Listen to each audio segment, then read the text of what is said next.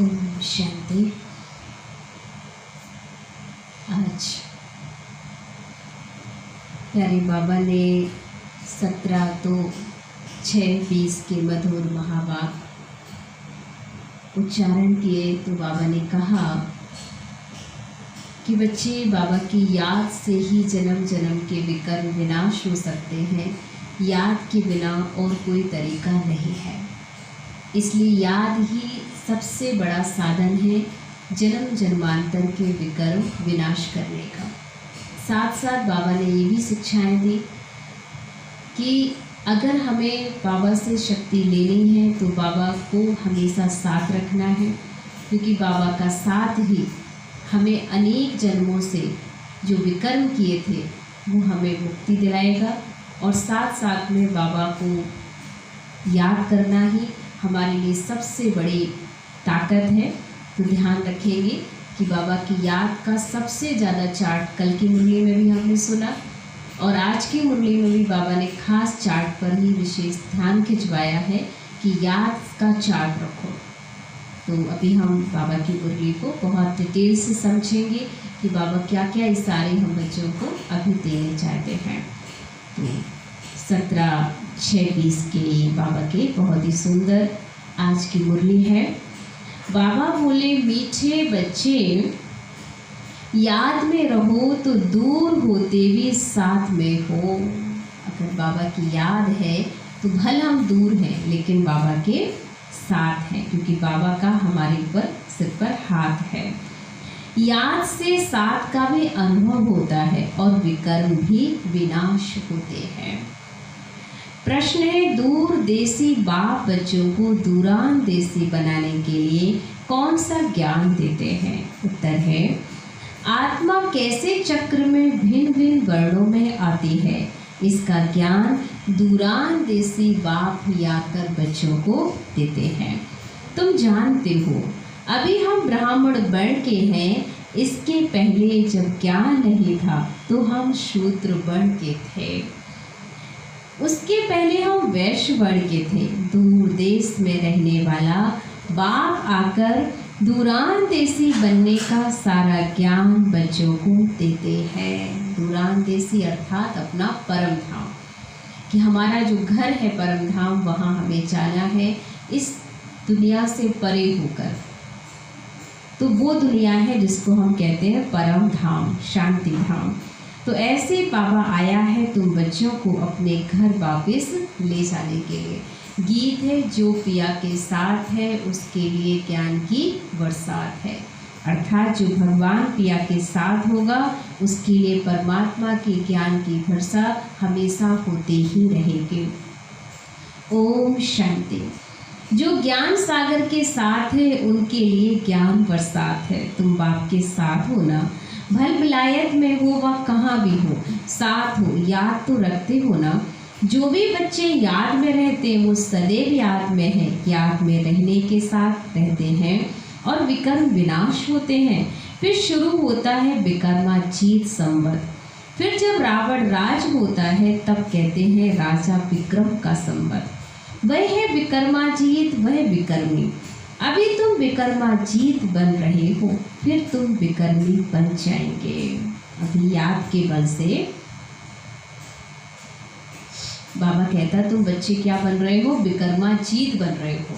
और उसके बाद फिर क्या बन जाएंगे? विकर्मी। अर्थात कि जब कर्म करते हुए सत्युग त्रेता से आत्मा पाठ बजाते हुए नीचे आएगी तो फिर वो विकर्म करना शुरू करती है, इसलिए उसे फिर विकर्मी संवत कह देते हैं। पर अभी हम जो बन रहे हैं वो विकर्मी जीत संवत है। किसको भी अपने धर्म का पता नहीं। आज बाबा छोटा सा प्रश्न पूछते हैं। सतयुग में देवताएं ये जानते हैं कि हम आदि सनातन देवी देवता धर्म के हैं।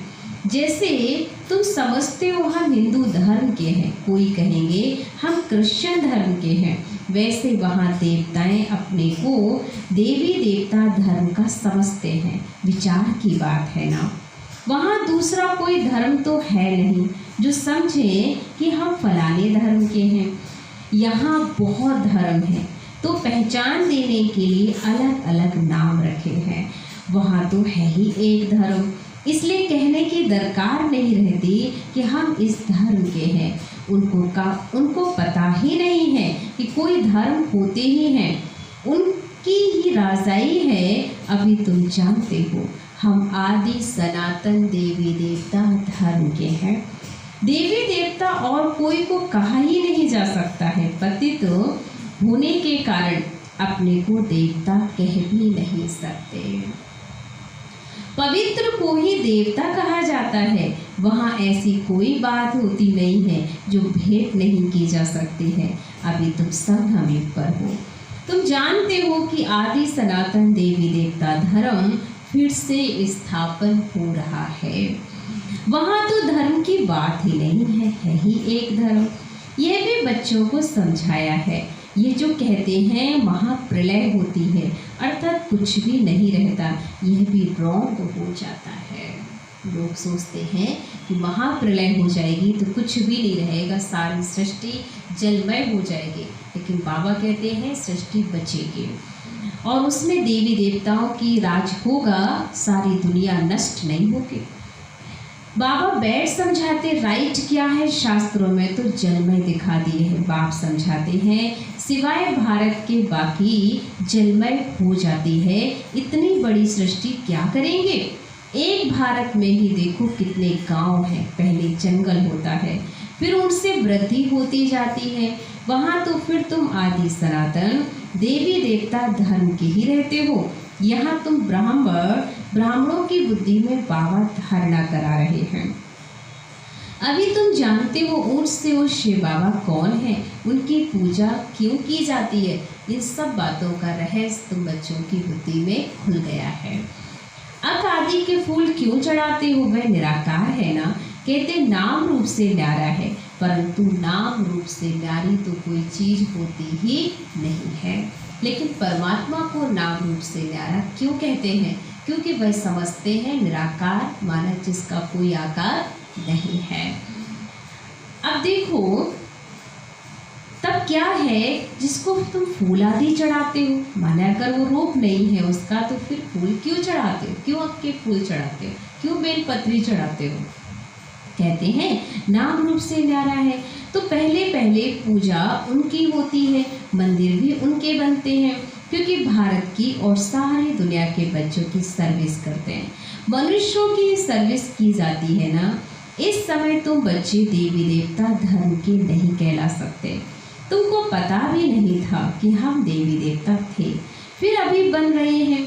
अभी बाप समझा रहे हैं तो समझाना चाहिए। ये नॉलेज सिवाय बाप के कोई दे ना सके। उनको ही कहते हैं ज्ञान का सागर नॉलेजफुल। एक परम पिता परमात्मा ही है जो नॉलेजफुल है।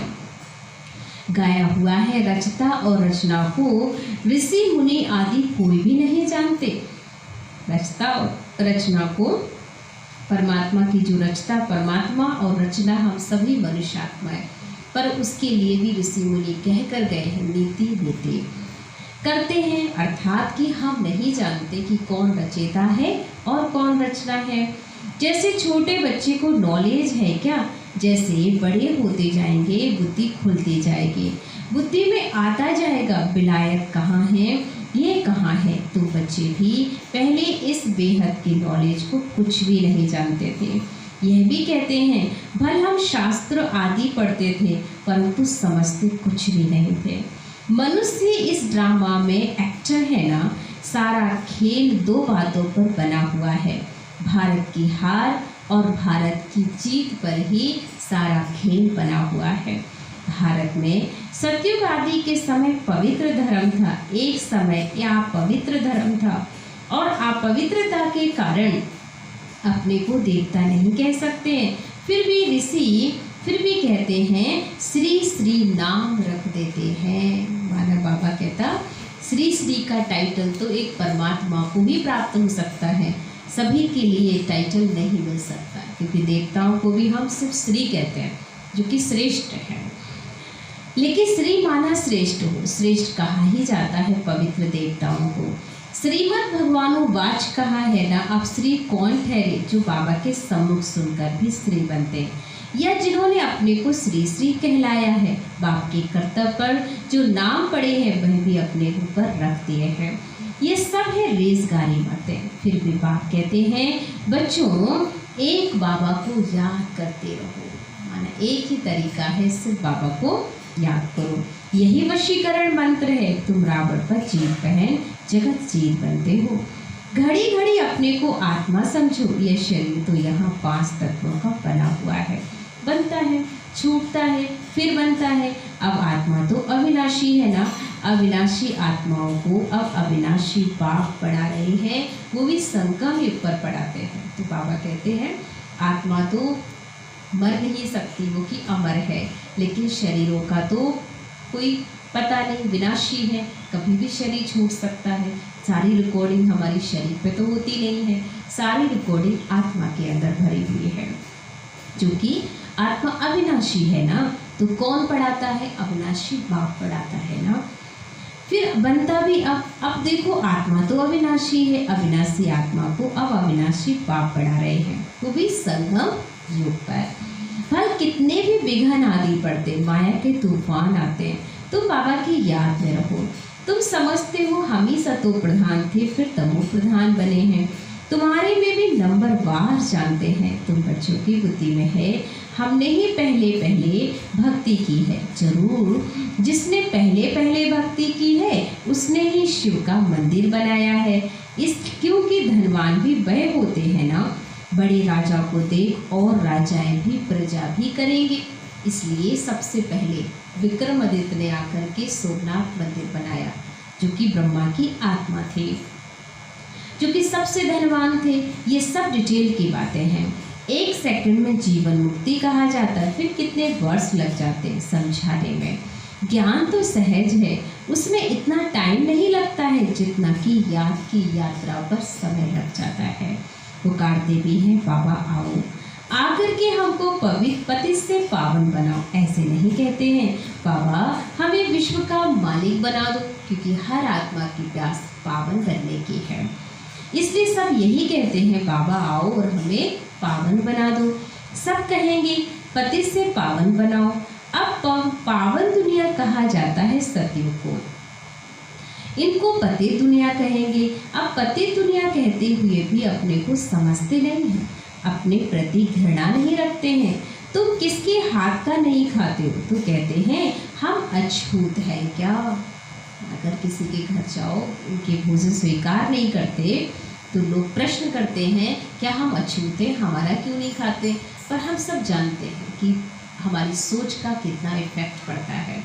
इसलिए बाबा समझाते हैं कि सबके हाथ का बना हुआ भोजन हम रखा नहीं सकते, क्योंकि सबके वाइब्रेशन भी अलग अलग है। अरे तुम खुद ही कहते हो ना हम पतित हैं, तो सब है ना, तुम कहते भी हो हम पतित हैं। फिर देवताएं पावन हैं तो पतित को क्या कहेंगे? गायन है अमृत छोड़ विष काहे को खाएं। तो हमें जब अमृत मिल रहा है, पवन आत्माओं का बना हुआ भोजन प्राप्त हो रहा है, तो हम अपवित्र भोजन कैसे खा सकते हैं? विष तो खराब है ना। बाप कहते हैं विष तुमको आदि मद और दुख देता है, परंतु इनको पॉइजन समझते थोड़ी हैं। जैसे अपनी अमल बिगड़ रह नहीं सकता है, शराब की आदत वाला शराब के बिन रह नहीं सकता।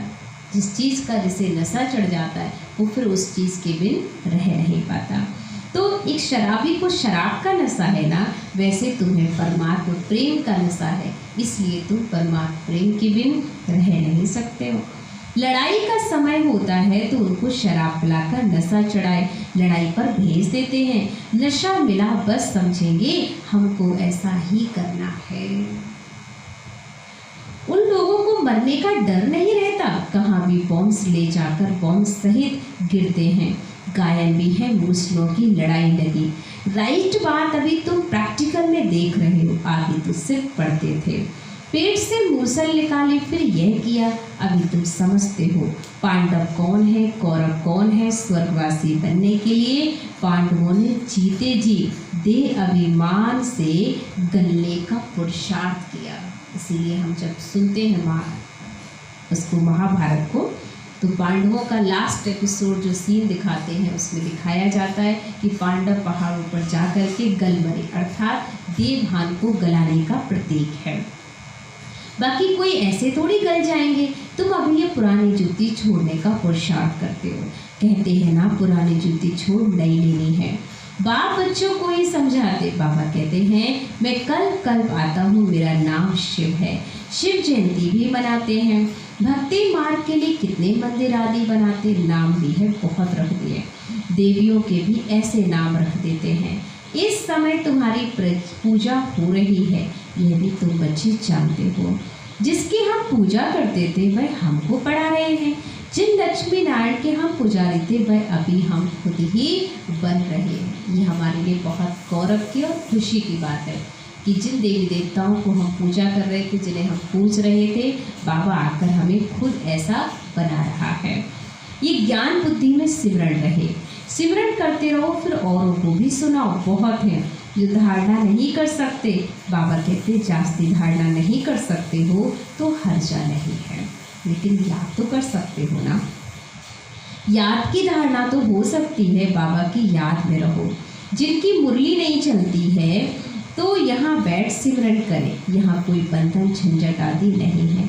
घर में बाल बच्चों आदि का वातावरण देख वह नशा गुम हो जाता। यहाँ चित्र भी रखें, किसको भी समझाना बहुत सहज है। वो लोग तो गीता आदि पूरी कंठ कर लेते हैं, सिर्फ लोगों को भी ग्रंथ कंठ रहता है। तुमको क्या कंठ करना है? बाप को। तुम कहते भी हो बाबा ये बिल्कुल नई चीज़ है, ये एक ही समय है जबकि तुमको अपने को आत्मा समझ बाबा को याद करना है, और याद के साथ साथ बाबा को समझना है कि बाबा भी निराकार ज्योति स्वरूप है और मैं आत्मा भी निराकार ज्योति स्वरूप हूँ। 5000 वर्ष पहले भी सिखाया था, और कोई की बात ताकत नहीं जो ऐसे तुम्हें इन बातों के बारे में समझा सकता है। ज्ञान सागर ही एक बाप है, दूसरा कोई हो भी नहीं सकता है। ज्ञान सागर बाप तुमको समझाते। आजकल ऐसे भी बहुत निकले हैं जो कहते हमने अवतार लिया है, इसलिए सच की स्थापना में कितने विघ्न पड़ते हैं। सब कह देते हमारे अंदर भी भगवान आते हैं, लेकिन बाबा कहता बच्चे सब सच हो नहीं सकता, सत्य एक ही होता है। परंतु गाया हुआ सच की नाव हिलेगी डुलेगी, लेकिन डूब नहीं सकते। हमने सच की नाव पकड़ी है, स्वयं भगवान का हाथ पकड़ा है, तो हमें पूर्ण भरोसा है कि हमारी नाव कभी डूब नहीं सकते। अब तुम बच्चे बाबा के पास आते हो, तुम्हारे दिल में कितनी खुशी रहनी चाहिए। आगे यात्रा पर जाते थे तो दिल में क्या आता था, अभी घर बार छोड़ यहाँ आते हो तो क्या ख्यालात आते। हम बाप दादा के पास जाते हैं, बाप ने यह भी समझाया है। मुझे सिर्फ शिव बाबा कहते हैं, जिसने प्रवेश किया है वह है ब्रह्मा। बरादरियाँ होती है ना, पहली बरादरी ब्राह्मणों की है, ब्राह्मणों से फिर देवता, क्षत्रिय और वैश्य और फिर शूद्र, ये चक्र ही चलता रहता है। भिन्न भिन्न वर्णों में आते हैं। अभी दूरादेशी बाप बच्चों को दूरादेशी बनाते हैं, अर्थात सबसे दूर इस दुनिया से परे जो हमारा घर है शांति धाम, वहाँ हमें जाना है। तुम जानते हो आत्मा कैसे सारे चक्र में भिन्न भिन्न वर्णों में आई है, इसका ज्ञान दूरादेशी बाप ही देते हैं। तुम विचार करेंगे, अभी हम ब्राह्मण वर्ण के हैं, इसके पहले जब ज्ञान नहीं था तो शूद्र वर्ण के थे। हमारा ही great great grandfather great शूद्र और ग्रेट वैश्य और ग्रेट क्षत्रिय, उनके पहले ग्रेट ब्राह्मण थे। अब ये बातें सिवाय बाप के और कोई तुम्हें समझा भी नहीं सकता। इनको कहा जाता है दूरादेश का ज्ञान। दूर देश में रहने वाला बाबा आकर तुम्हें दूर देश का सारा ज्ञान देते बच्चों को। तुम जानते हो हमारा बाबा दूर देश से इसमें आते हैं। ये पराया देश है, पराया राज है। शिव बाबा को अपना शरीर नहीं है और वह ज्ञान का सागर है। स्वर्ग का राज भी उनको देना है, स्वर्ग का वर्षा भी बाबा को ही देना है, इसलिए याद भी तो उन्हें ही करना पड़ेगा। कृष्ण थोड़ी ही देंगे, शिव बाबा ही देगा। कृष्ण को बाबा नहीं कहेंगे, बाप राज देते हैं, बाप से ही वर्षा मिलता है। अभी हद के वर्षे सब पूरे होते हैं, सतयुग में तुमको ये मालूम नहीं रहेगा कि हमने ये संगम पर 21 जन्मों का वर्षा लिया हुआ है, यह भी जानते हो। हम 21 जन्मों के लिए वर्षा आधा कल्प के लिए ले रहे हैं, 21 पीढ़ी यानी पूरी आयु। जब शरीर बूढ़ा होगा तब समय पर शरीर छोड़ेंगे, जैसे सर पुरानी खल छोड़ नई ले लेते हैं। हमारा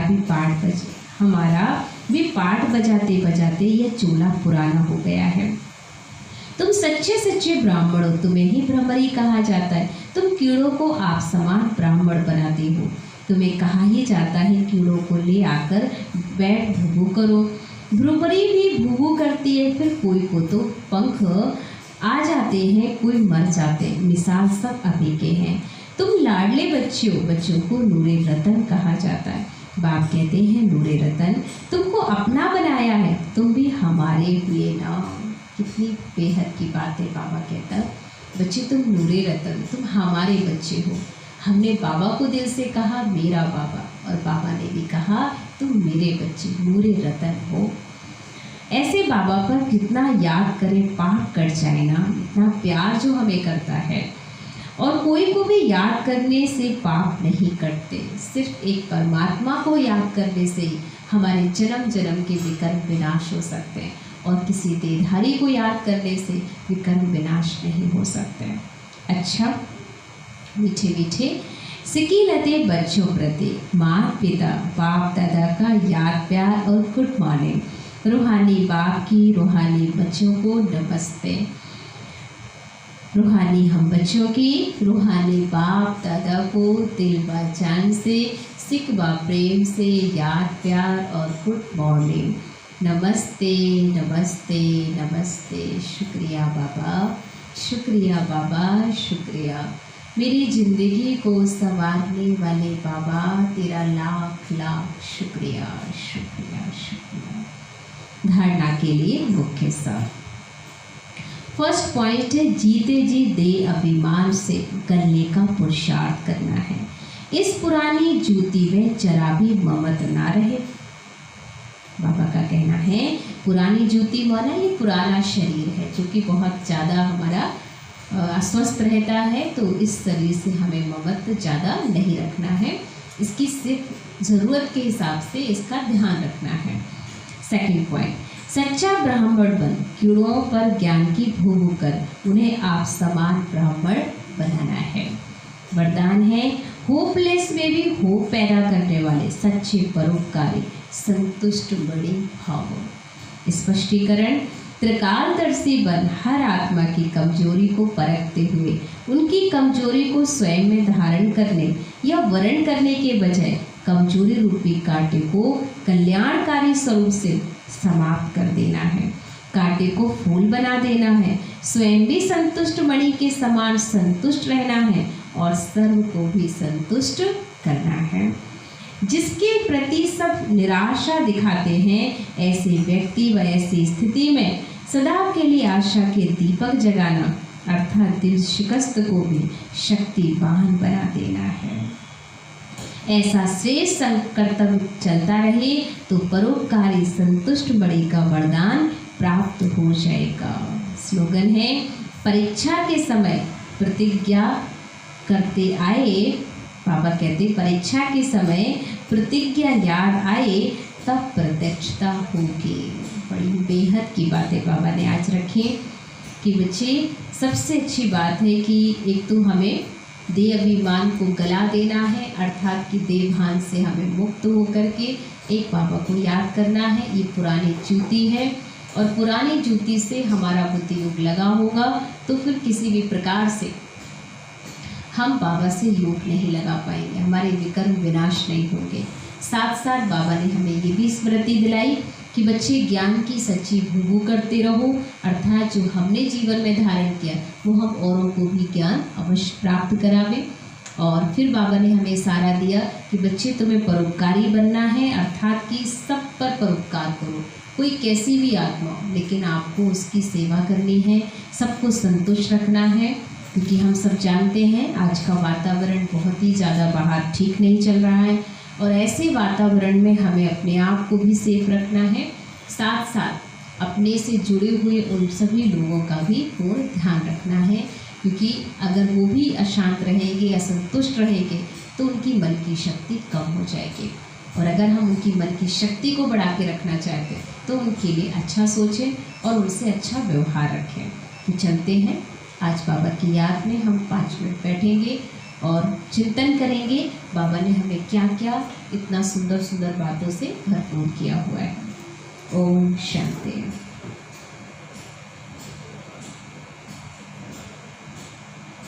रिलैक्स करें अपने को और अपने एक स्थान पर बैठ जाएं। चिंतन करें।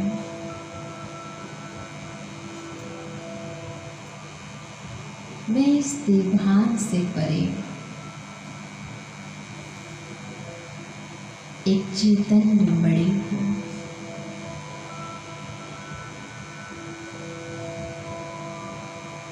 मुझ मणि पर स्वयं परमात्मा की नजर है।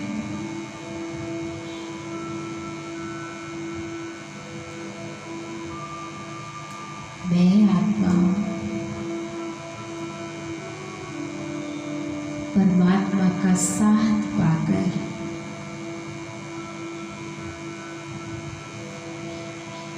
अति प्रसन्न हूँ।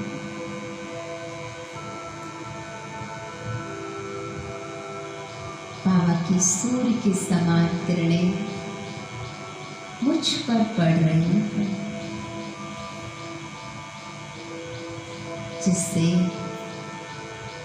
मुझ आत्मा के जन्म जन्म के विकर्म विनाश हो रहे हैं। ये देवभान गल रहा है।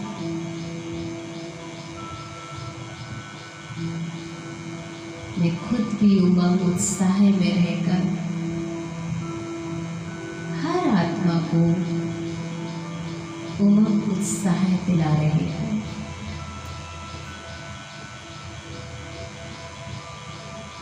खुद संतुष्ट रहकर सबको संतुष्ट कर रहे हो।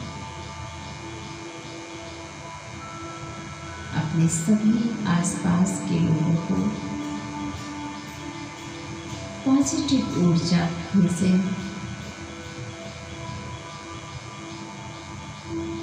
सबके लिए परोपकार की भावना रखें।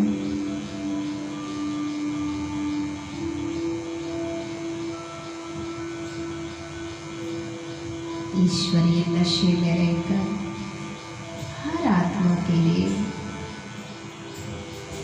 शुभ भावना और शुभकामनाएं। मैं परोपकारी आत्मा सदा देने की भावना रखने वाली सच्ची देवी और देवता हूँ।